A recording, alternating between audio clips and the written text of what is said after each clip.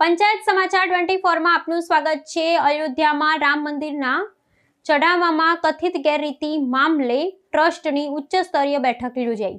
અયોધ્યા સ્થિત ભવ્ય શ્રી રામ મંદિરમાં ભક્તો દ્વારા અર્પણ કરવામાં આવતા ચઢાવા અને દાનમાં કથિત ગેરરીતિઓ ધ્યાન થયાના ગંભીર આક્ષેપો વચ્ચે અત્યંત મહત્વપૂર્ણ બેઠક યોજાઈ હતી। શ્રી રામ જન્મભૂમિ તીર્થક્ષેત્ર ટ્રસ્ટ દ્વારા આયોજિત આ વિશેષ બેઠક અયોધ્યા ખાતે મળી હતી, જેમાં દાનની પારદર્શિતા, એકાઉન્ટિંગ પ્રક્રિયા અને ભવિષ્યની વ્યવસ્થાપન નીતિઓ અંગે સઘન મનોમંથન કરવામાં આવ્યું હતું। કથિત અનિયમિતતાના અહેવાલો બાદ વહીવટી તંત્રને સુદૃઢ કરવાના ઉદ્દેશ્યથી આ બેઠક બોલાવવામાં આવી હતી। આ ઉચ્ચસ્તરીય બેઠકની અધ્યક્ષતા ટ્રસ્ટના અધ્યક્ષ મહંત નૃત્ય ગોપાલ દાસે કરી હતી, જેમાં ટ્રસ્ટના અન્ય હોદ્દેદારો અને મહત્વના સભ્યો ઉપસ્થિત રહ્યા હતા। દેશ વિદેશના કરોડો રામ ભક્તોની આસ્થાના કેન્દ્ર સમાન આ મંદિરમાં દાનના વહીવટમાં પારદર્શિતા જાળવવી અત્યંત સંવેદનશીલ મુદ્દો છે। આથી ટ્રસ્ટની છબી ખરડાય નહીં અને દાતાઓનો વિશ્વાસ અકબંધ રહે તે સુનિશ્ચિત કરવા માટે બેઠકમાં દાન સ્વીકારવાની વર્તમાન પદ્ધતિઓ અને તેના હિસાબ કિતાબની ઝીણવટભરી સમીક્ષા કરવામાં આવી હતી।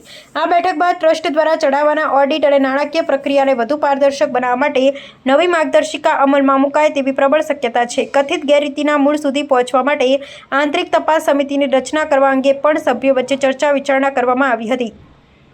આગામી સમયમાં ટેકનોલોજીના મહત્તમ ઉપયોગ થકી દાન વ્યવસ્થાને સંપૂર્ણપણે સુરક્ષિત બનાવી ભક્તો સમક્ષ પારદર્શક અહેવાલ રજૂ કરવાની દિશામાં ટ્રસ્ટ નક્કર પગલાં લેશે તેવું મનાઈ રહ્યું છે।